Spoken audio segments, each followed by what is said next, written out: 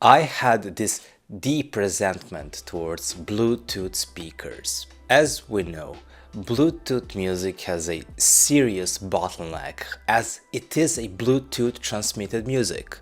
The file size on transmission gets seriously compressed. And yes, the advancements in aptX have brought better music via Bluetooth, but it is far from perfect, and especially it is not like audiophile grade or close to audiophile type of music. Yada yada, the audiophile snob in me cries himself to bed over how poor the Bluetooth audio is. And well, that was true until I wanted a small, portable speakers that I can take to the kitchen when I cook, to the car when I drive, and to picnics when I enjoy a good wine. I need a Bluetooth speaker. And in time, I grew to love two small portable speakers so much that I decided to do reviews on them. They are masterpieces of art and function and just simple enjoyments. These two are at the same time the best value Bluetooth speakers you can get on the market. Those two are the Bang & Olufsen A1 second generation and the Dali Katch G2.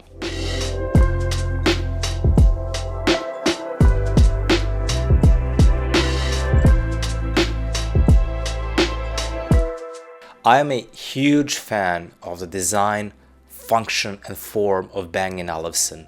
I think they are like the Porsche of the audio world. And just like how I will probably never own a Porsche, I will never own something like the Beolab 18 or 28. But it would be great if I could, I mean. And I'm not the only person who thinks so. At least the Oslo National Gallery thinks so as well, since I recently visited their permanent exhibition and there was an Elektrokompaniet temp and a Bang & Olufsen A1 in blue color present for everyone to admire in its simple and elegant functionality and design. It truly is a small device, albeit far heavier than it looks at 600 grams, but its size compared to the Katch, for example, is perfect for me for its mobility. I think its circular design fits really well in bags and you get it with a really quality leather strap for tying it to the bags or other objects. That is all complemented with a very well industrial precision of the aluminium shell and soft dome, which shows years of craftsmanship they have in creating great products. We also have a typical set of buttons tucked at the corner, play, pause, volume up and down, power on and off, Bluetooth pairing and a smart assist button. Yes, as this speaker has microphones inside, you can pair it with Alexa and a Google Assistant. It is good if you're part of those ecosystems, as I don't use that a lot, I don't have much of a comment here, but it could be great for you. The Bang & Olufsen application is also really great. It is not super rich, but it has a real good user experience, providing a small personal touch with, for example, color you choose, a direct connection and integration with Tidal, and most importantly, EQing, which I'll touch a bit more on later in this review. As far as connectivity, it is a 5.1 Bluetooth connection with aptX adaptive. Every device that has aptX to send a signal to the A1 will get a significant boost in quality. The sound goes up to 92 dB, which is loud enough for most cases, unless being used as a party speaker or something like that. I found the loudness to be pretty impressive for such a small speaker. The great thing about this speaker is that it does not use full range drivers, but manages to separate the woofer and the tweeter for far better clarity and separation. And it is evident it is also powered by Class D amplifiers, 30 watt each. for that typical clinical transparent sound of a Class D. Regarding battery life, they say 18 hours, but in reality it is not that, and to be honest, the battery life is actually super great. While not advertised as 18 hours, I managed to get a solid 10 to 13 hours of continuous listening, which is honestly more than enough, and it charges fast, so you will have another cycle very quickly. And how could I forget the one aspect that fits my needs very well, and that is this device is IP68 certified, which means it is water and dust proof. Why is it a great point for me? I carry this device with me outside and even use it in the kitchen while I cook, so one less worry is always a great thing. You can also pair this device very simply with a Bang & Olufsen application, which is a great thing to get that full stereo imaging, and it works seamlessly. Finally, let's speak about the most important aspect, and that is the sound. And there's a lot to like here, and a few things they need to iron out for a third generation. Firstly, all the praise I had for separating the woofer and tweeter helps with clarity and transparency. It truly allows you to crystallize the picture enough to pick instrument's position on a dynamic scale. It is nice to have these glimpses of more mature sound on a device like this. It helps clearly distinguish the sound properties of drums that lie in treble, vocals in guitars and mids, and bass in bass. I think going with Class D is smart here, as it truly helps the sound have transparency, and yet this sound is big, which is a wonderful and a great point coming from such small speakers. The sound is truly dynamic, but it also heavily depends on the source from which it's played. Better production and aptX connection will significantly dictate how clear or dynamic your sound will be. Bass is probably the strongest point here, as the woofer is 3.5 inches, which is far larger than the tweeter, which is small 8.6 inches. That big woofer for such a small device creates a lot of air and weight. It truly thumps and has a sense of scale, which helps this device feel bigger and to have a larger scope. But the problem with that, especially how much smaller the tweeter is that it veils the sound too much when there is a lot of bass present or when the production of the track is subpar. It is a big sprawling bass indeed, but it just does not allow mids or treble to shine enough. This is a common problem with many wireless speakers in this price range. They boost bass like it is like the biggest selling point in the world, which makes every speaker suffer and veils the talents of that speaker. I just wish they lowered the bass by a few decibels to create a more even sound and make it more neutral. Right now it is definitely warm. One way to mitigate this is by using the great equalizer in the application that Bang & Olufsen provides. It allows you to make the sound brighter or more neutral. It is a great way to tweak the sound to match your needs. It has become one of my essential travel partners. I always admire the pure form and function it has, but also I admire how sonically talented it is. With its water and dust resistance, I honestly don't care where I take it. It has a good separation and transparency, coupled with a very good mids and incredible bass. It is something you will want to listen to day and night. It is certainly the best you can to buy in this price range, only bested by the sonic talents of the next wireless speakers I am going to talk about.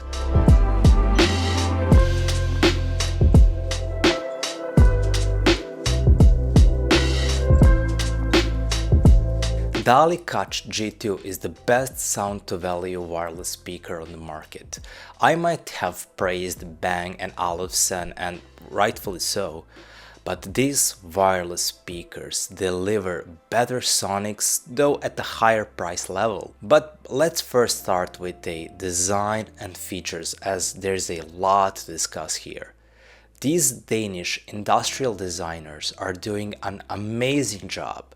It is a really nice looking device. It has a metal body with a patterned grille and a gold accents. The leather strap is massive and firm, giving a strong impression of excellence, and that someone really cared when designing this device. It is just a gorgeous piece of equipment. There is a lot to love when it comes to features, as it provides a variety of connectivity options and functions. I have to start with a button or a function that I found ultra useful. A physical button on the speaker that changes different sound profiles, so you can do equalizing with just a tap of a button. Well, the Bang & Olufsen equalizer is a bit better as it allows deeper granularity. I use Dali's equalizer much more, since it's just one click rather than going into the application to set it up. It is something that I think many wireless speakers just need to have ASAP. There are the typical buttons such as Bluetooth pairing, volume buttons, power buttons, etc. But there are also a few surprises. You can charge this device with a power cable, which is a faster but not my favorite way of doing so, but also with a USB-A cable, which is far more convenient. There's also a stereo mini input jack to connect to headphones if you like listening that way. You can also connect two devices at once to work together as a stereo speakers, but it is not as seamless as an experience with Bowers and Wilkins, as it requires a somewhat complicated procedure. While it is possible, it can be a hassle, so unless you want to keep them in a stereo pairing mode for a long time, you will usually just use it as a single source. Unfortunately, there is no IP rating here.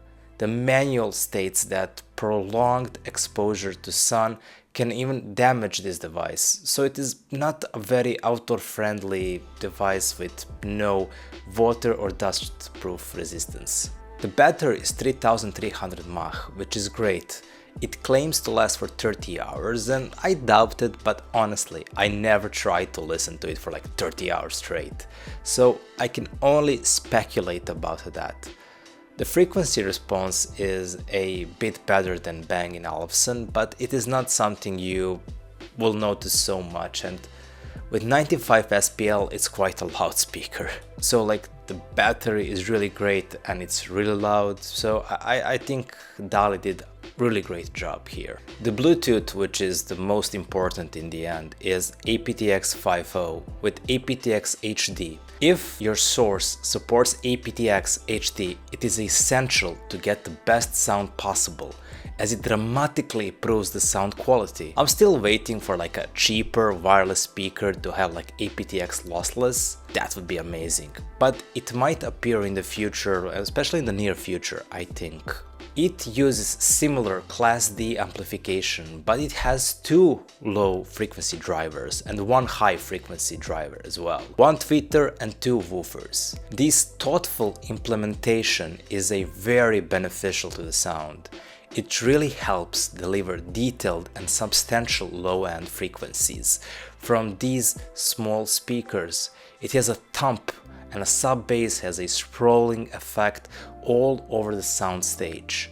Still, I have to mention that with any wireless speakers, I always feel that the bass is just not well controlled. It can easily overpower and veil the other aspects of dynamics, which some people might enjoy, but yes, the bass is powerful and detailed and actually very good.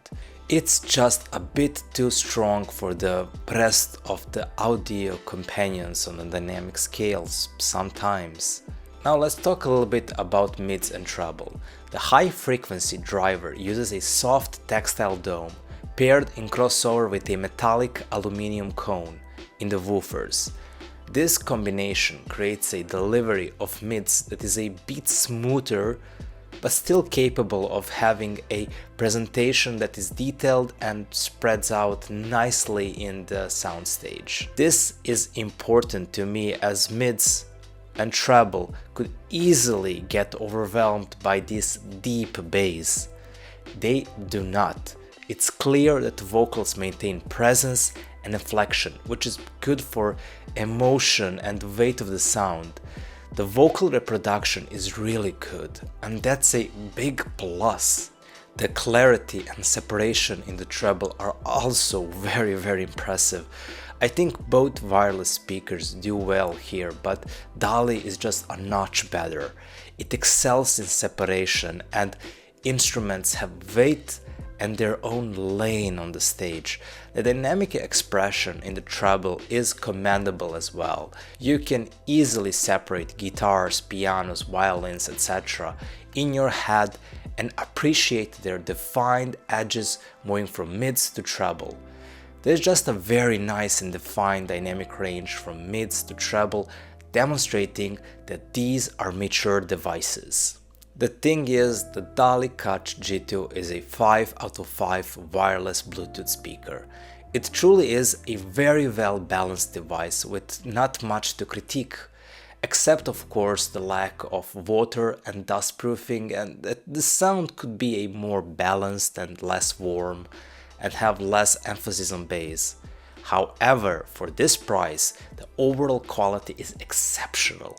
You get a great massive bass along with mids and treble that are clean and well separated, delivering enough details to make this whole setup much more enjoyable. With numerous features, inputs and outputs, this is indeed the speaker you want if you have the budget for it.